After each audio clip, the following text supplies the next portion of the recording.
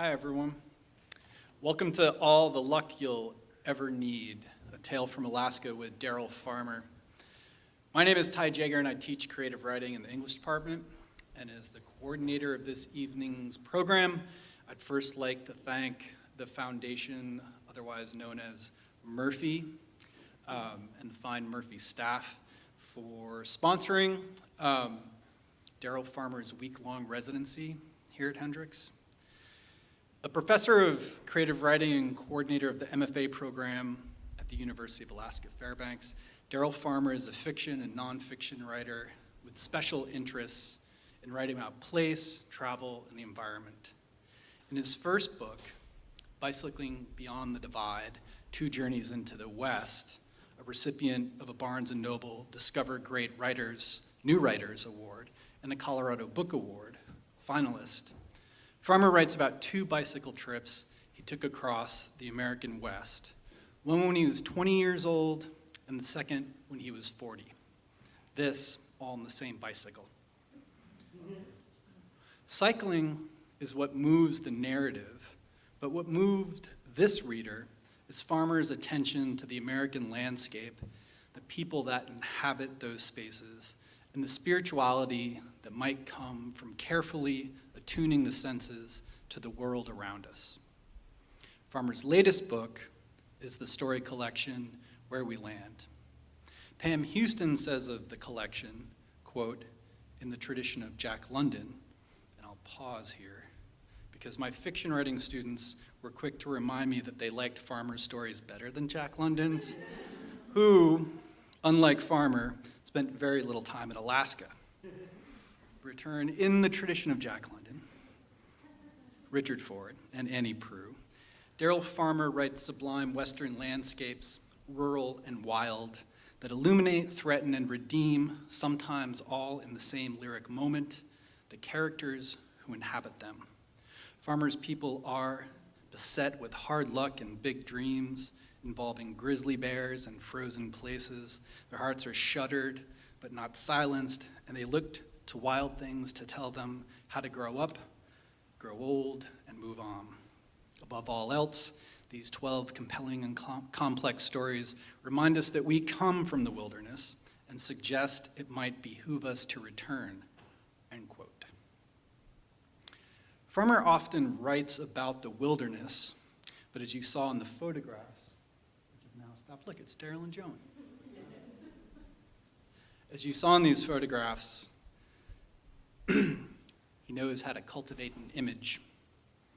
In the classroom, cultivation is his specialty. He is a teacher who models the kind of engagement we value at Hendrix, one who guides students as they write to deepen and intensify experiences, as they write towards meaning, understanding, and self-authorship. The last few months, Daryl and I facilitated an essay exchange between creative writing students at Hendrix and graduate students in the MFA program at the University of Alaska Fairbanks.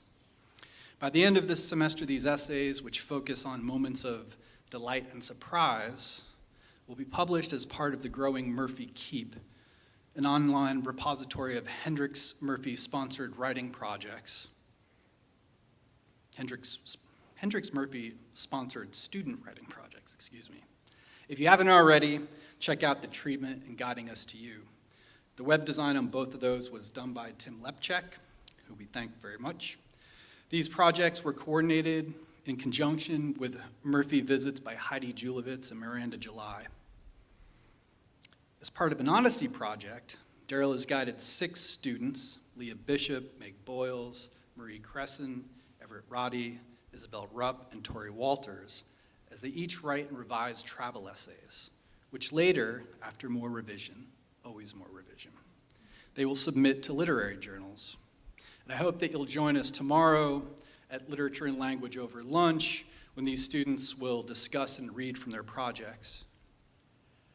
In addition, during his week-long visit, Daryl has been a sounding board for Watson proposals. He's visited anthropology and creative writing classrooms. He's done a lot since he's been here. It's an intense visit that hasn't yet ended, actually, huh? So I'd like to thank Daryl for the generosity you've shown the Hendrix community. You've worked hard to make us work hard. So please give my old friend and your new friend, Darryl Farmer, a warm Hendrix welcome.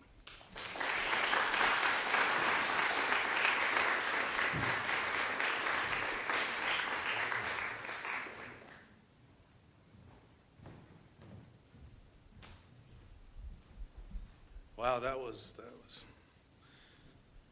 that's a lot to live up to. So before I begin, I want to thank several people, Henrietta for being so wonderful and making me feel so welcome. And also Professors Goldberg and Professors Coulter for letting me come into their class and try to make some coherent sentences out of some ideas. And especially I want to thank Tyrone. I've admired him for a long time. We've been friends for a while. That book, So Many True Believers, I just think is fantastic. And I know he's a great teacher, and you guys are lucky to have him. This week has been just phenomenal. I feel like Henrietta at this point thinks I only know 2 words. Thank you, thank you, thank you, thank you. Okay, so this is a story. I always thought that the best job in the world would be a 3rd string quarterback in the NFL. So, did you get really good seats? Stands, I guess, for the game, right? And you don't have linebackers hurting you often. So that's a little bit about what this story is about. This story is called Where We Land. I'm going to read this. If things kind of go like rehearsal, it'll take about 25 minutes. And if you're still here, I have another little short section of nonfiction I'll read as well. So, thanks for being here.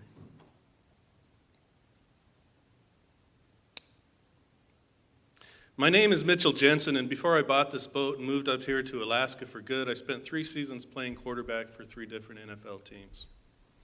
Before you start sifting through your trading cards, let me spare you the trouble. I won't be there. Not a lot of 3rd stringers get cards made of them, or posters, or bobblehead dolls, or Slurpee cups, or fan jerseys with their name on the back. Unless you're a diehard Copley State fan, and if you are, I know you by name, you haven't heard of me. My pro highlight reel consists of about 45 minutes of preseason games with voiceovers of bored broadcasters talking about how this is the time for the good players to not get hurt. It's those 45 minutes that kept me in the league all that time. Not bad, really, for a poor stiff who started his senior season 2nd string at a Division II school. It's the end of August, and already the mountainsides across Kachemak are dotted with yellow and red. The water is lazy, smooth, and the white of distant glaciers shimmers at the edge of the bay. Most of the tourist boats are gone, and even though I can see the lodge and the cliffs, it feels like we have Tutka Bay to ourselves. The pinks were biting all morning, even though it's late in the season. Earlier, out past Point Pogibshi, 4 fin whales passed less than 50 feet from our boat. We've just finished a lunch of caribou sausage with cheddar on crackers and pineapple bits washed down with orange cream sodas. Buddha belches. He's sitting on a deck chair knitting. Buddha is Faleo Vaga from Samoa. I always butcher that name, sorry. Fameo, okay, yeah. He's from Samoa. He knits, he says, because he needs to keep his hands busy. Best offensive lineman Copley State ever had, probably, but definitely the best fishing buddy.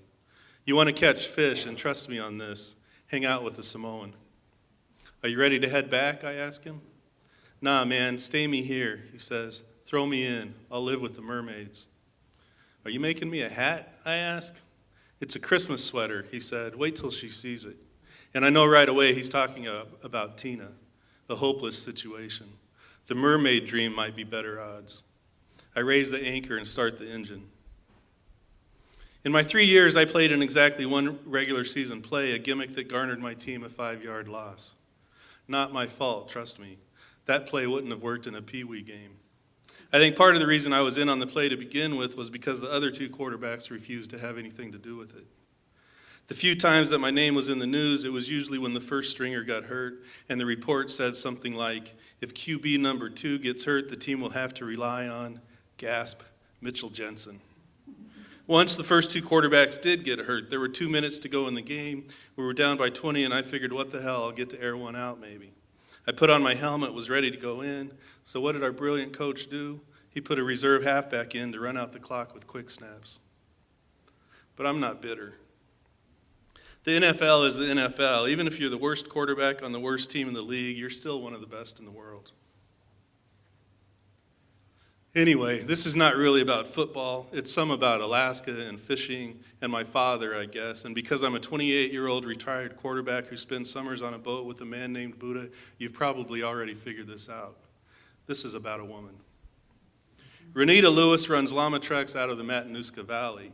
I like to think she's up on a mountainside right now looking out over a field of wildflowers, trying to make up her mind once and for all about me. But the truth is, she's probably not thinking about me at all. She's probably too busy making sure tired tourists and persnickety pack animals all get along. Renita's amazing that way. She's an animal lover first and people handler second. She claims to not really like people at all, and men even less. But I've seen her charm her way to tips you wouldn't believe. When I first told her I'd played in the NFL, she shrugged and said, I dated a congressman from Utah once. The good thing about that conversation is that it left me so flummoxed, I never even had to explain the whole third string thing. I could coach, I really could. Every mistake my coaches ever made, I knew before they did. That play won't work, I often thought, but never said. I was rarely wrong. I have no desire to coach, though. My father was a coach, so I know the headaches. You can't just be glad to be there, my father used to say. But I was. I was always glad to be there for showing up, practicing, watching film, holding a clipboard, and running one day dud play in a meaningless game. I made just over $1 million, invested most of it, and doing okay. I have a small condo in Anchorage, a cabin in Colorado. I live on this boat whenever I can, which is pretty much all summer. I'll have to find work eventually, I know, but for now I'm content.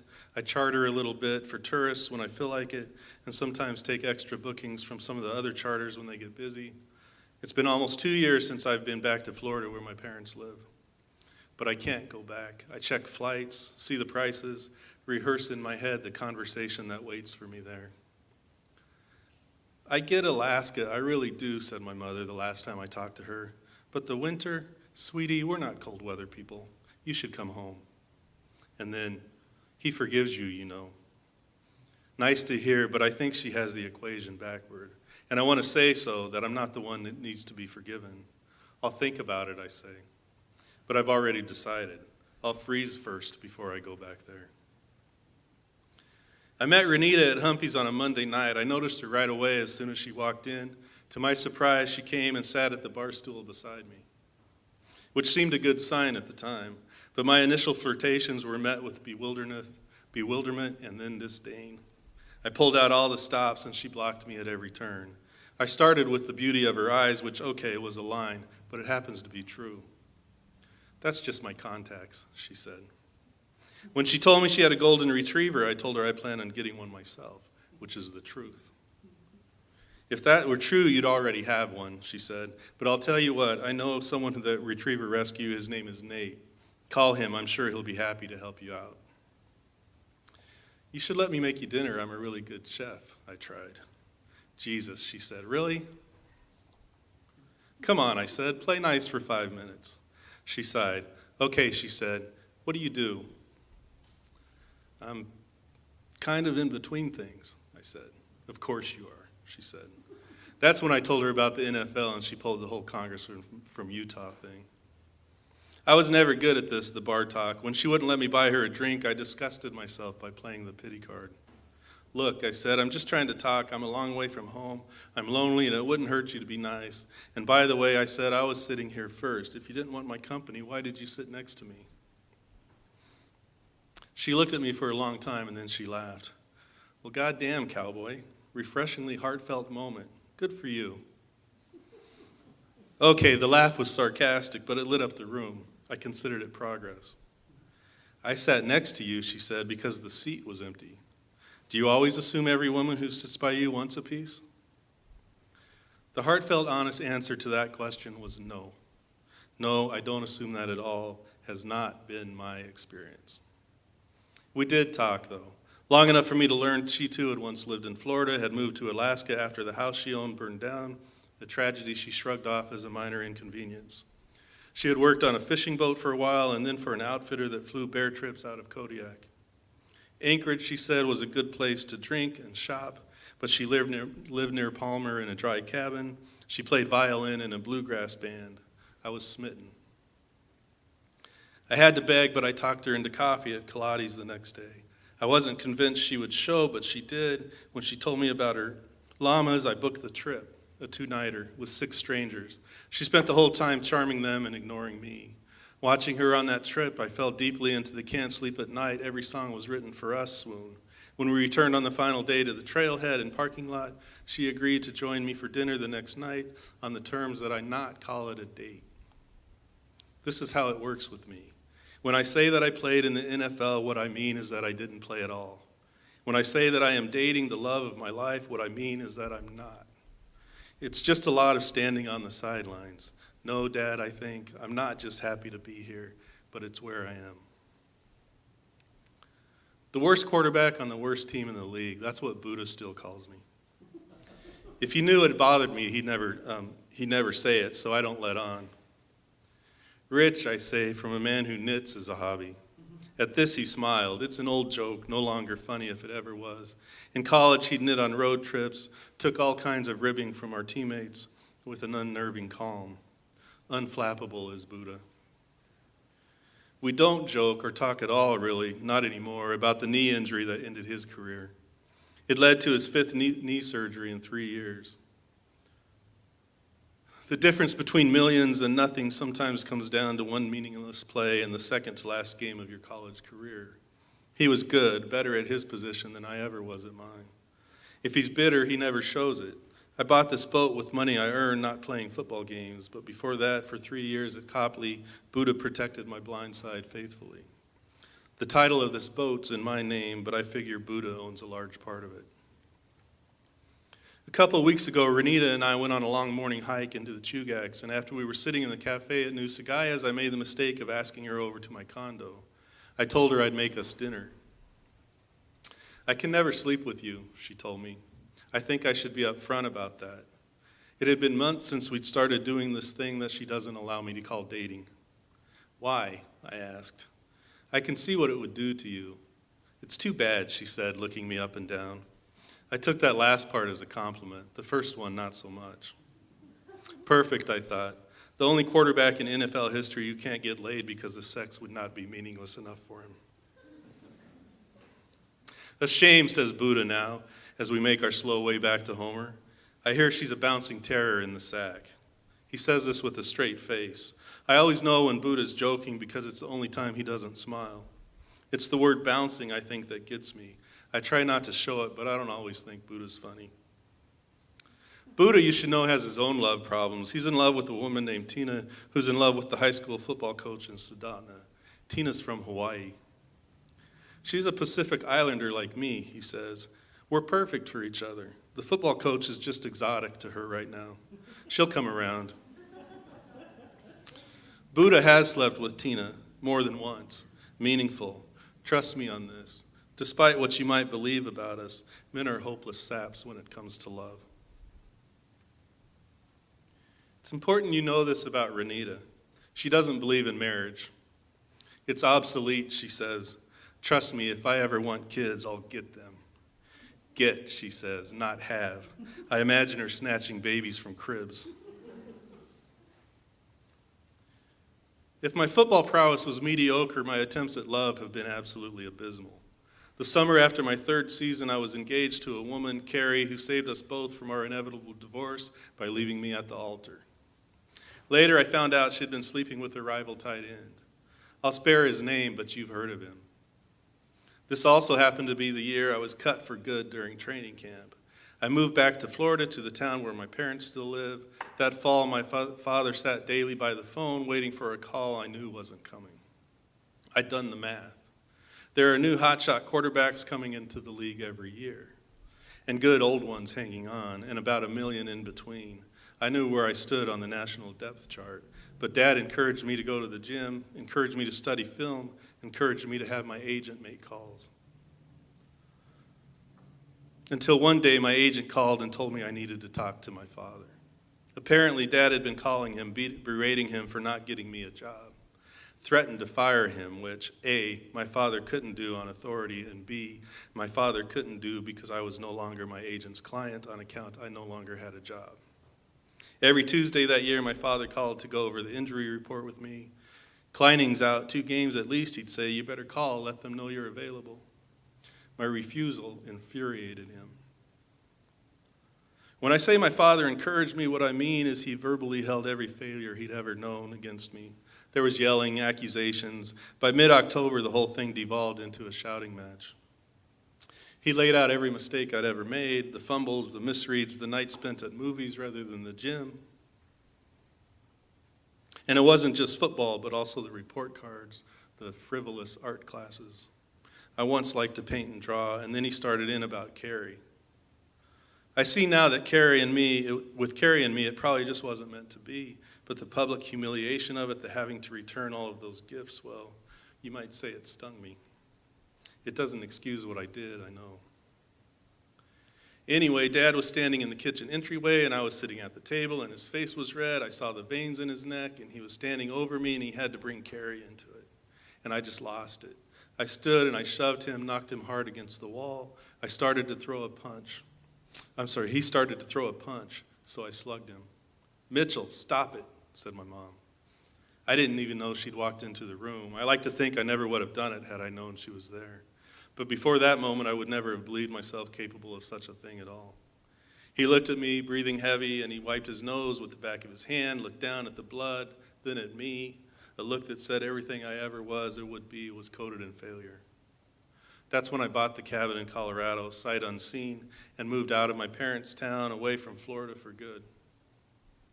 After the long drive, I spent 2 months in that cabin drinking gin under the stars at night, alone. I rarely went to the nearby town, which was just a gas station and a grocery store or one small cafe. I let the battery in my cell phone go dead, and I didn't even bother to recharge it. I had all my mail forwarded to a post office in Colorado Springs, which I rarely checked. By then, Buddha had already moved to Alaska. When we talked, usually during a drunken phone call I made at a payphone at an abandoned but nearby lodge, all he ever talked about was how perfect it was. I made the move the following spring, not even sure I was really doing it, just driving. But I'd packed my car full and drove for nearly 10 days. I sat in the hot springs in a place called Liard. Somewhere in the Yukon, I watched a grizzly cub playing in the middle of the highway. One night in a hotel bar in Whitehorse, I was watching ESPN and learned that my ex's tight end had been traded to a division where the defenses were notoriously physical. I secretly hoped for an injury, which in fact happened 4 games into the next season when he broke his leg. On a whim, I drunk dialed my ex from my hotel room and heard a crazy man I didn't recognize scream profanities into the phone at the bar at her. The next morning, I drove 15 straight hours all the way to Anchorage, where I fell asleep in my car while parked at a car's grocery store and was woken by a man who offered me drugs. He was standing outside my door, and I angrily opened the door so hard that it knocked him to the pavement. I threatened him, fully expecting him to pull a gun on me. Instead, he got up and ran. Exhausted, I rested for 2 days in an Anchorage hotel, never leaving my room, until finally I called Buddha. You have to come to Homer now, he said. Homer will heal you. So I headed out to the Kenai. It was the drive around Turnagain Arm that started it, I think. It was sunny, those mountains rising over Cook Inlet, dull sheep on the roadside. I drove, stopping once to hike through brush so thick I had to part it with my arms as I moved over the trail. Later, past Ninilchik, I pulled over and looked across the water at 2 triangular-shaped peaks, which I'd learned later are still active volcanoes. I felt calm for the first time in as long as I could remember. By the time I saw the sign in Homer that said, "The end of the road," I'd already decided I was staying. A week later, I was walking on the docks when I saw the for sale sign attached to this boat, a 1996 Bayliner Avanti. It was like everything I'd ever done suddenly made sense. Shortly after that, I met Renita. Besides knitting, Buddha is a master potter. Last year, I helped him build an Anagama kiln behind his small house. It's a wood-burning kiln with small chambers where you stack the pieces on shelves. The ashes from the wood create a natural glaze. He makes vases, mugs, large bowls. They're really stunningly beautiful. Iridescent is the word he uses.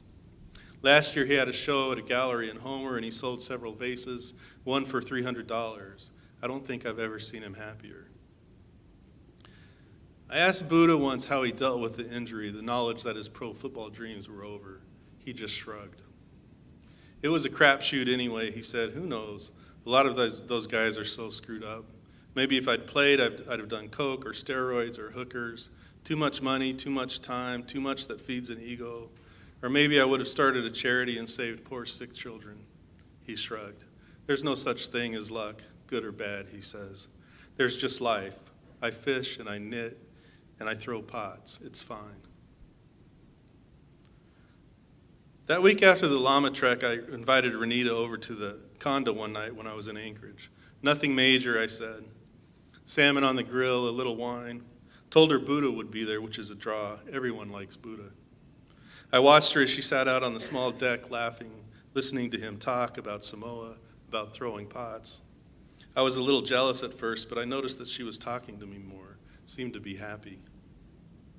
The sarcasm had softened. At one point, she was leaning back against the railing, and the light was behind her, Cook in the distance. She was laughing, sipping wine, and I watched her run her hand through her hair behind her ear. It's the image of her I carry with me most when I'm out on the water. Later, after Buddha left, we talked about Alaska, about llamas, about fishing, about Florida. I think you're starting to love me just a little bit, I said, joking but hopeful too. Love, ha, she said. That's like God. I'll believe in it when I experience it. In the meantime, it's all social construct. Love, I said, is definitely real, I said. I mean, how do you not believe in love? It's not that I do or don't believe. It's just that until I experience it, I can't really know. You've never been in love, I said? Like not even a crush on a boy? I was incredulous. And you don't think there's a God? I don't know. I mean, it's interesting to me, the concept, but I've just never felt anything like how I hear people describe it. Besides, who needs it, she said. And God, here's what I think about her. If there is a God, she's a frustrated artist, and like all frustrated artists, she can never quite get it right, can never quite get the visions she sees in her mind to actually appear on the earth. I mean, humans? Come on, what a mess we are.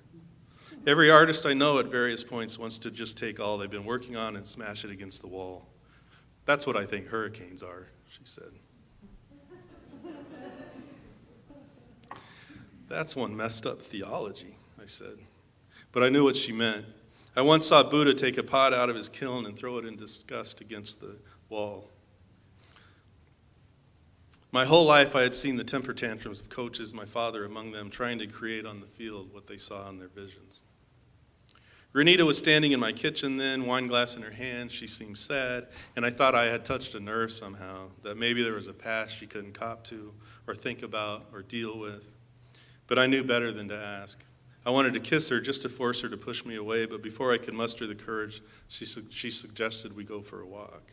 We walked all the way to Point Warrenzoff, nearly 7 miles out and back, and by the time we returned, we were exhausted. She said goodnight, and I watched her drive away. I stayed with Tina last night, says Buddha. He sighs. I need to not do that anymore, not until she loves me. Without love, it's just perverse, man. I can see the Homer spit coming into view, see the figures walking the shore, a golden lab returning regally the stick they've been throwing. The boat hits a wave, water spraying us. I hear the call of a kittiwake. What if she never does, I ask. I immediately regret it, but push on. What if she never does love you, Buddha? I see the Tustamina ferry in the distance. For a long time, Buddha says nothing. This life is so full of beauty and heartbreak, man, he says finally. And I want him to say more, but we ride the water to dock in silence. That night I have a dream that I've had versions of before. The pro team I'm playing on is down 27 in the fourth quarter. It's the conference championship game, and the first and second string quarterbacks both get injured. I'm inserted into the game, and I bring us back. First, I throw a strike inside the 5 that sets up a touchdown run. Then we get the ball back, and I run, breaking tackles, getting loose along the sideline, and score. The crowd is suddenly invigorated. Next, we get a fumble, and immediately I throw a strike to a receiver on a cross pattern. When next we get the ball back, there are 2 minutes. I brilliantly work the clock, and on the last play, throw high to a leaping receiver who makes the catch at the back of the end zone. We win, and the crowd is on the field, and the reporters surround me, and there is chaos and confetti, and my heart is pounding. Then there is a TV camera shot, a close-up of my parents, and my father is hugging my mother, and the camera moves to a close-up of his face, and he is crying. My father is crying, and I see that he is proud. I wake. Outside it is raining, the boat bobs gently, the ocean is breathing, I think. The shifting waves like heartbeats, and I am surrounded by water, water below, water falling from the sky. I drift in the breath of it all, in the center of the heartbeat of the sad, watery world. It's no small thing making it to the NFL, and I am in the Copley State Hall of Fame. You could say I've been lucky, or you could say my career was a failure. I am in love, a feeling that carries its own good fortune. Deep down, I know she will probably never love me back. I like how I live, like to say the words, I live on a boat. But my father hears this and feels disappointment at who I've become. In 3 years, I made money that the guys I played with made in a week. But I drink with people who will never make as much in a lifetime. On this boat, I am free. Free from screaming crowds, free from Florida, free from fortune. Fortune, says Buddha, begins and ends with conception, and then you are born, and that's all the luck you ever need. Last August, a year ago, Renita invited me on a backpacking excursion to Denali National Park. We rode the bus about 50 miles and then hiked in along a riverbed until we were beyond the view of the road. Then we made our way up a slope. I stood at the top of a rise and looked back over the tundra flats. The bearberry and dwarf birch lay crimson across the expanse, and behind me, Mount Denali stood like a god even Renita could believe in. I don't know how to explain this feeling. I didn't even try to hide the tears from Renita, even when she shook her head. Jesus, men, she said, and laughed. The last time I called her, I invited her to go out on the boat with me. Let's kayak, she said. I like to be right down on the water. So I have planned a trip out of Valdez mid-September, the weekend after Renita ends the llama trekking season. 3 days, and we'll camp each night where we land. I imagine us together on the water. Renita, I know, will never love me. I'm glad that I love her. It's good to be loved, I think. It's good for her. I can buy God as an artist who can never quite get us right. But maybe one day on the water, it will just be Renita and me and the waves, and the kittiwakes and puffins and sea otters, our slow gliding movements, maybe just being together on a day which will surely be drizzly and blue and silver gray. We will be of the light that surrounds us, and somewhere the universe will stand back and admire. We'll feel the satisfaction that only comes during those rare moments when the art attempted has been achieved. And together on the water, our paddling strokes will sink, and I will try to frame it, an image to sustain me through the dark silence and impending winter.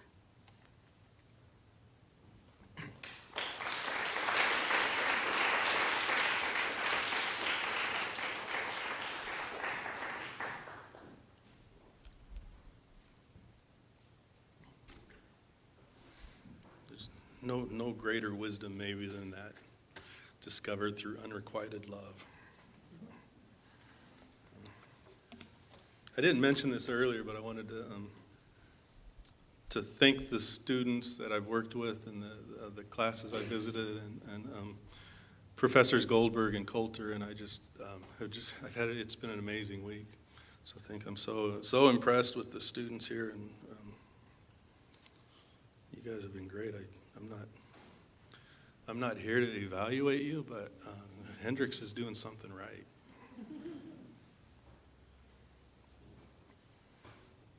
This is a new nonfiction thing, so we'll see how it goes. This is not set in Alaska. This is a new project I'm working on. I could go on and on, but we'll give it a try. So There's an epigraph here. It says, if a man wants to be sure of his road, he must close his eyes and walk in the dark. That's from St. John of the Cross. Oh, I should say that this is slightly excerpted. There's 4 sections, and I'm going to read 3 of them, so there might be a little gap, but you'll catch up. 1. Mired in the madness of the day-to-day, the path ahead appears murky, the darkness beyond the headlamp of your vision as you forge forward blindly. What destination you cannot fully articulate or envision, can only sense as you move toward it. Along the way is a hunger of insomniac and heart-pounding nights. At road forks, decisions are made. Every decision has consequences. Every decision has rewards. But what are they? From the route taken, you will find out soon enough. From the route not, you must never know. The suppositions that reside there are the fictionist's earliest instincts, phantoms hidden in a shadow universe which must be left behind, lest the shed skin of the past rises to haunt, to whisper, what if, what if? It is only now at the age of 50 that I look back and see a pattern, a logical map revealed, a narrative taking shape. It's a map I can accept mostly without regret. Still, I wonder at the alternatives that had once waited at each juncture. It is perhaps not wise to live in the past, much less in the void of a past that never existed in the first place. But this is a wisdom often lost on me. It's not that I want to go back and change, I don't, or that I long for a lost youth. I like being 50. To see the trail behind is to realize the tenuous nature between who we become and who we do not. And I can't help but wonder at those turns not taken. What, for example, if I had sacrificed the Pacifico Chihuahua train trip into Mexico for the Albuquerque woman? This was one spring a million years ago. I was 25, living in a trailer in Colorado's eastern prairie, 5 miles from the town where I coaxed and scolded junior high students in a gymnasium so small the walls were the inlines of the basketball court. Late autumn evenings, I sat on the cold concrete steps at my back door and watched the light fade to dusk, the prairie grasses and corn stalks bent by a restless wind. Some nights after the sun was down, I would jump on my bicycle and ride blind down the dark gravel road just to feel the wind against my face. The sensation of motion, something I needed, a delusion to feel I was going somewhere. On my return ride home, the brightest light ahead was the orange glow lining the clouds above the prison on the other side of the highway. Nothing breeds yearning like that being stuck feeling. So I sought solace in beer, cowboy bars, long drives on back roads, and books. With each new book, a life was laid out for me, especially Tim Cahill, whose stories of travel suggested a different way to live. Most of us abandon the idea of a life of adventure and travel sometimes between puberty and our first job. He writes, and jaguars ripped my flesh. Our dreams died under the dark weight of responsibility. Nights I'd look out my window at those prison lights and feel the weight of my own fading dreams. By spring that year, I'd had enough, was determined to leave the teaching life behind. The Friday that began spring break was a gate that lifted with a 3:30 dismissal, and by 3:35 I was on the highway heading south. I'd booked the Mexico train trips weeks before, but stopping to see the Albuquerque woman along the way was at least half the point. I was in love with her, or wanted to be, or thought I was, or thought I wanted to be, or something. What exactly she felt for me had been difficult to discern. Probably, I see now, she was as confused as I. Our mutual confusion had been dragging on for 5 years. Upon my arrival on her Albuquerque doorstep, she had welcomed me inside and invited me to stay the weekend. Outside her door, though, Mexico beckoned. A 5-hour drive to El Paso and a border crossing into Juarez to catch the train by morning, and not without regret, I chose the road south. A pivotal moment, as it turned out. Our relationship was never the same. Freedom is lonely and comfort's a cage, I'd written in my journal as I rode that train into the Taramar town of Creel at the edge of the Barranca del Cobres. It was a decision I'd fretted over the whole drive south, had even stopped in Socorro and sat in a convenience store parking lot, fretting over the decision, still deciding to head on or turn back. 3 days later, I was hiking deep into a canyon. I stopped to nap on a rock in the sun, and when I woke, a buzzard was circling above me. I watched as it moved slowly closer with each turn in the sky. When I sat up, the buzzard flew away. I vowed then that I would never marry. Or this. What if the principal at the same junior high school had been home the following summer when I'd called, fully intending to inform him, despite my father's admonishments, that I would not be coming back in the fall? To leave a teaching job required a resignation before the courtesy date of July 15th. I called with 1 day to spare. When his answering machine came on, I'd hung up the phone. It felt wrong to quit by way of recording, and by the time he returned from his vacation, the date was well past. So I stayed on, vowing to last 1 more year and no more. Freedom versus comfort. For the longest time, that seemed the decision I'd always have to make, and lying on that rock in the Barrancas, I'd chosen freedom, or so I thought. And then I met Joan, with whom I've learned that the two are in fact not diametrically opposed. I met her a year after that trip to Mexico, met her right there in that Colorado town I'd been so determined to leave. One day while I was teaching, there was a knock on my classroom door, and when I answered it, there she stood like the miracle that she is. It took a couple of times asking, but finally she agreed to have dinner with me, whereupon I learned the following. She listened to jazz, had a weakness for golden retrievers, craved spicy foods, dreamt of living in Alaska, enjoyed camping and river rafting, and understood the importance of a well-placed sacrifice bunt. Within 2 years, we were married. In the early years of our marriage, we fancied a belief that we'd been destined to meet one way or another, that we were inevitable, that if in fact I had quit my job, we would have met anyway. We were fated to be together. Another romantic notion, and I'm no longer wholly convinced. I wonder if I had not left for that train, if my principal had been home to answer his phone. I look at her and shudder, the idea of us never meeting, a horror I don't want to imagine. 3. They're offering me an assignment in Michigan, she said. How long? I asked. 3 months. Michigan, God, I didn't want to go to Michigan. The West was my home, and I never wanted to leave it. It was large, and even in a city never far from wide open spaces or mountains to disappear into. East was empty prairie to the Mississippi, and then hills the Easterners called mountains, and then traffic, crowds, crime, congestion, aggressive, loud people ready to pounce and pick your pocket. South was a history of blood, poverty, and Yankee haters. Michigan was a blank face, except once there was a new kid at our junior high from there. He had long hair and sideburns, smoked cigarettes, wore black t-shirts with names of heavy metal bands. I thought Michigan, and my mind drew urban decay, the smell of tobacco and exhaust. West was America, cowboys, Indians, adobe, mountains, deserts, the Pacific, Yellowstone, the Grand Canyon, big states with room. This is what I knew of my country beyond the news, which is to say, not very much. Michigan, I said, and she said yes. So it was that in August of 1996, we left Missoula, its once green hills dried now to the color of wheat, and sped, singing along with the blaring string of mixtapes across the northern prairies, the highway, an invitation through an open landscape. For the first time since I was 5, a school year was starting without me, and I felt a giddy sense of freedom, all the thrill of the truant, without the fear of repercussion, as we drove across Montana, headed for the Upper Peninsula. Photography school had rendered the world anew for me, and I framed shots as we moved, aware of nuances in every changing landscape, stopping often to set up my tripod and capture variances of color and light. Light colors perception, light falls everywhere. Even darkness is a form of light. And like air, its ubiquity makes it easy to take for granted, but photography school had inspired in me all the fervor of a converted zealot, for the photographic image at its heart is a recording of energy. Electromagnetic, weightless and pure, bundled in photons and surrounded by a fluctuating field, the rate of which determines what we perceive as color. Light.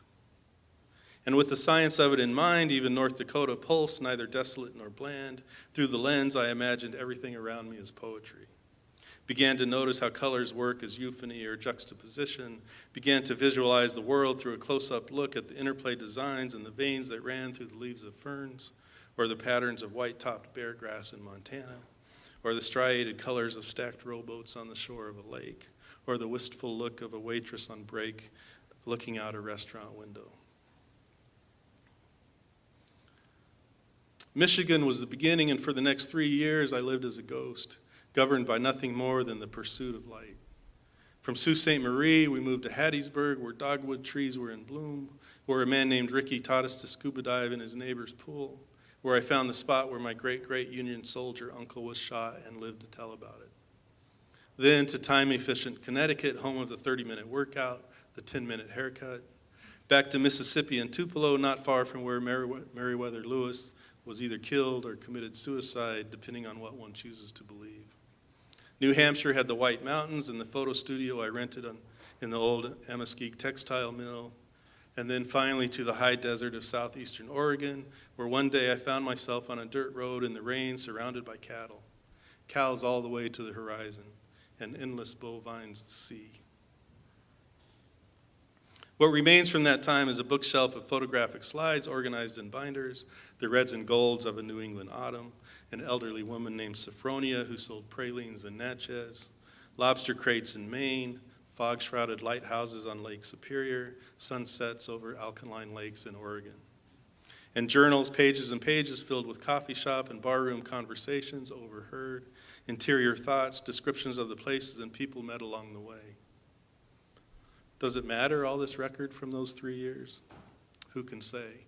If, as Thoreau reminds us, an unexamined life is not worth living, then maybe an unexamined country is not worth living in. I found beauty everywhere I looked, even in ruins and wreckage. It was all framed in hope, and what I focused on was the beauty of the country, something worth saving. 4.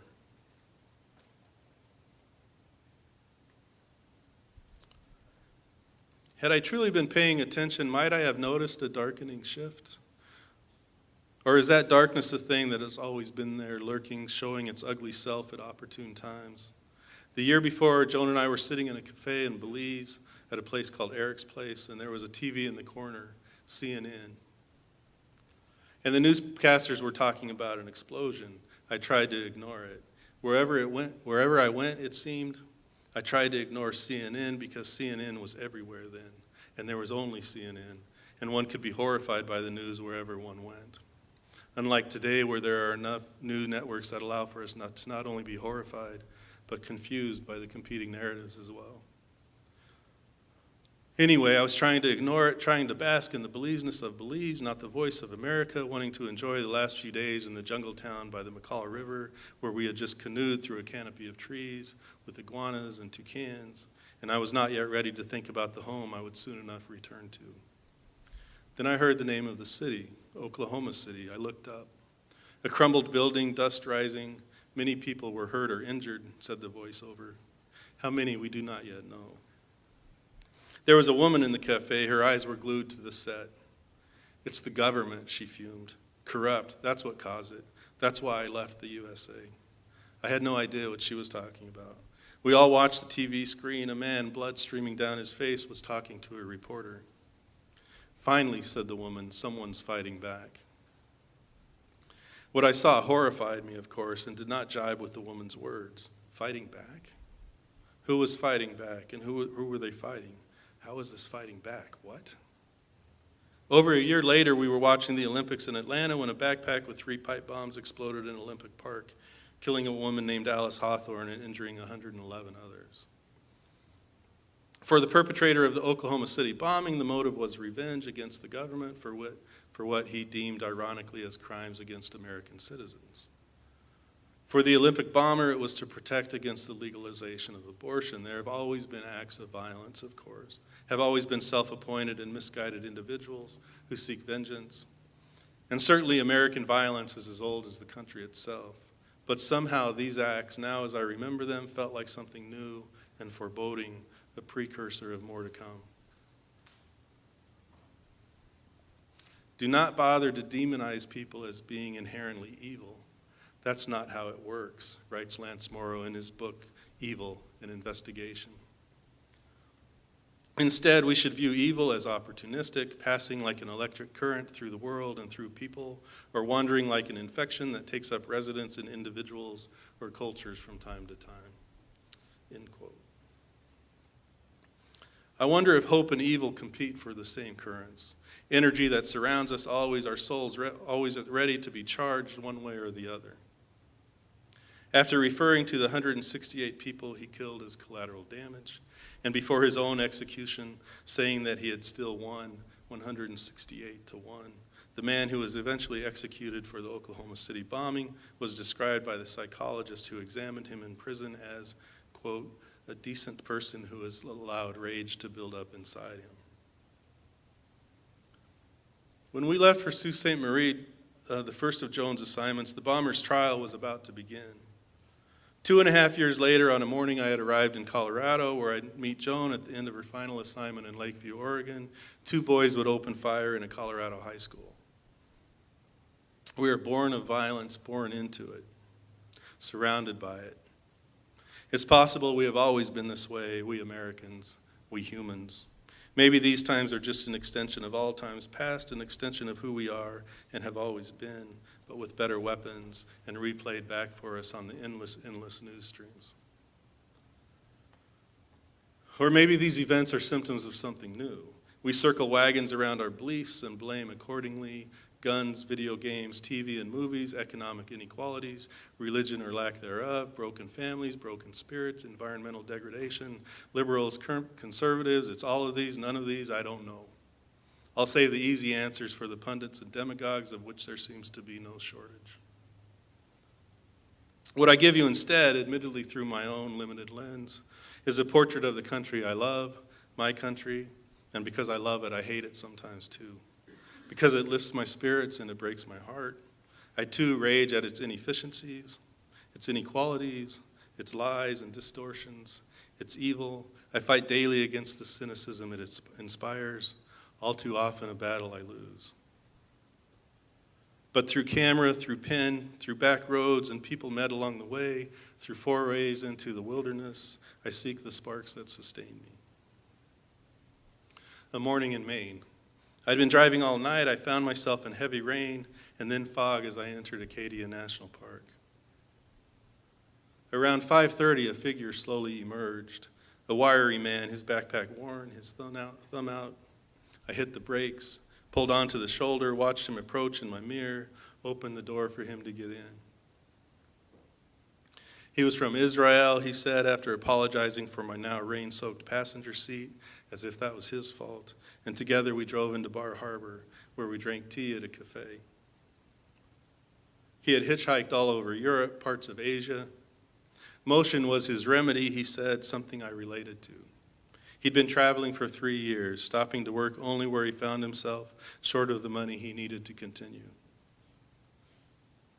I remember this moment in part because every day in the United States, or at least every clear day, sunlight touches the tip of Cadillac Mountain, the first touch of daylight upon the country. My plan had been to climb that mountain early enough to feel that sunrise, to be, for one day, the first person in contiguous America touched by the sun. But the fog had changed all that. I both lamented the loss and reveled at the sad joy that always comes with rain, the chance to share it with a stranger. Motion is remedy, he'd said. But remedy for what? I asked him. I left Israel, he said, because it was so violent. It becomes you or you leave it behind. I chose to leave. America, too, is violent, I reminded him. He nodded. Yes, but hope is large here, he said. I want to believe this is still true. Thank you.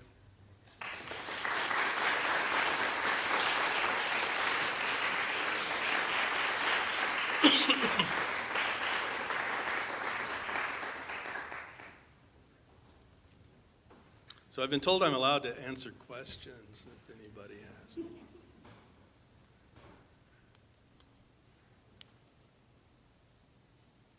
You might have them. I can't see hands. You can just holler them out if you have.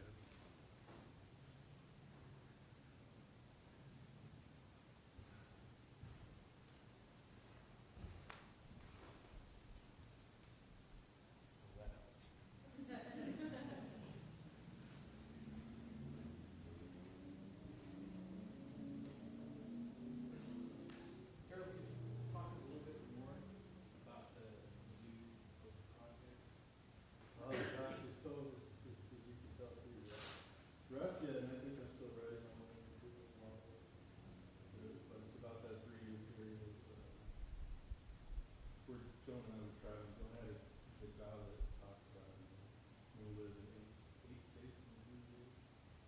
So I saw, for me, for her it was a job, she worked, for me it was an opportunity to see, types of things like that. So, I realized everything that I believed about everything was totally from my experience in the West, from the West, and I realized how little I knew about the rest of the country.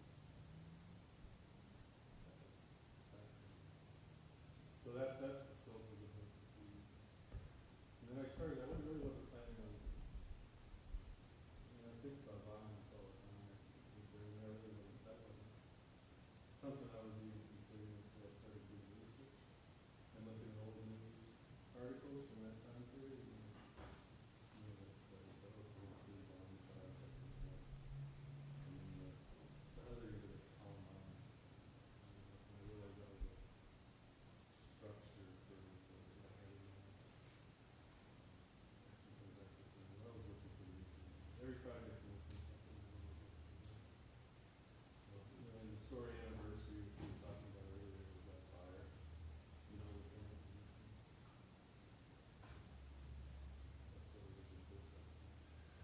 So I also kept a lot. I was doing a lot of photography, so I had a lot of photography sparked my memory, so I had a lot of very specific images, and I also kept them all for the whole time. So I had a lot of stuff.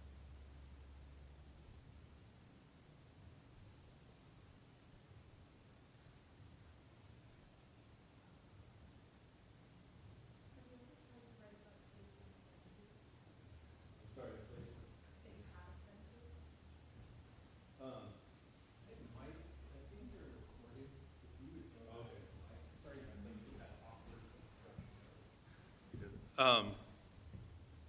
No, I don't think so. I'm trying to think. No, I don't think I ever had. Not even a kind of speculative science fiction type of thing. I can't imagine trusting myself enough to do that. I take that back. I wrote a story that was set in Seattle, and I had been to Seattle, but I don't really know Seattle. And I workshopped it in grad school. We had one of my roommates. His name was Nathan Walters, and he's from Seattle, so he ripped it apart pretty good. I thought maybe I should set it in Colorado so that I know what I'm talking about. So, but that's the only time I think that Nathan probably ended that right there to never happen again.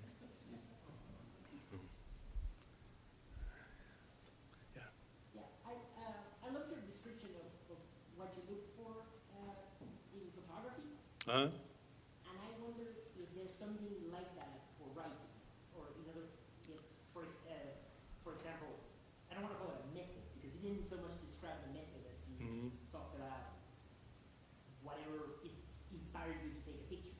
But I wonder if you have thought about a way in which you look at landscape, or something that makes you writing about landscape or about place, that you say, this is how I start, this is the things I look for.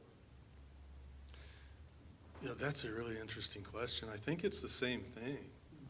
I went to photography school before I went to graduate school for writing, and I think I'm constantly, even now, composing photographs, and I think I often describe, my descriptions, I do the same. I was telling some of the classes, I use the photographs a lot. When I'm writing description, sometimes I just describe describe the photograph that I'm looking at. And I also, the camera angles are really interesting to me as a writer, because you can create a lot of dynamics by, zooming in or zooming out. You see this in movies all the time. You can create a narrative just by showing a hand, a face, a bird's eye view of things, And so you can use some of those techniques in writing as well. I do that. But I think as a writer, I think visually. So the answer to your question is I think it's the same for me.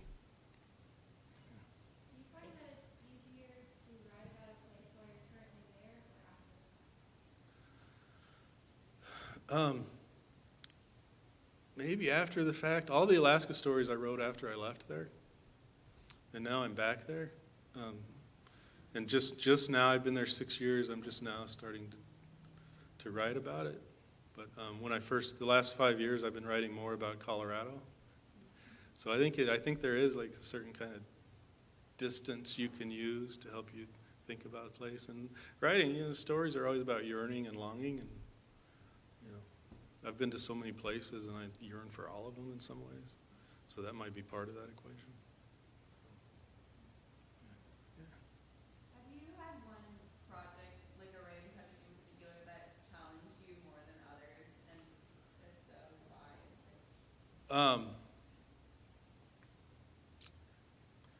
Yeah, I wish I knew why. Sometimes things just flow, and the vision comes pretty quickly, and sometimes the vision comes not so quickly at all, and it's just a matter of pounding at it, pounding at it, and pounding at it. But I struggle a lot with sentence rhythms. I struggle a lot with getting the rhythm of the sounds right on the page. So that's probably the main thing. Earlier today I told the class that I struggle most with plot. So I just struggle with a lot of things. But I don't know, it's always different. I think this is true of all art. Every piece of art has its own rules. And it takes a while. Sometimes the rules are very apparent, and sometimes they're a little harder to figure out. And that's maybe an end to the answer to your question. But I would say every project's different. Yeah. Have you ever been tempted to go into dangerous areas like war zones or place you're unsafe? Yeah, very much so. Yeah, I think about it. It's not something, I'm not a journalist. I'm not trained as a journalist, and I suspect there's skills you need to have to do that. But maybe really, I guess it overstates it. I don't want to overstate how dangerous it is, but we're in grizzly bear country a lot, and we camp in grizzly bear country a lot. So that's probably the closest to that I ever get. We have a reception waiting out there in the gallery. I think Daryl would be happy to continue the conversation. There's books for sale, so you can talk to Daryl, you can get him to sign a book. Students, I would encourage you tomorrow at 10:10 in the seminar room. Daryl is going to hold a little informational about the MFA program, University of Alaska Fairbanks. And then, of course, at 12:10, literature and language over lunch, where travel essayists will be discussing the project. So join us tomorrow morning. Thanks again, Daryl. Thank you.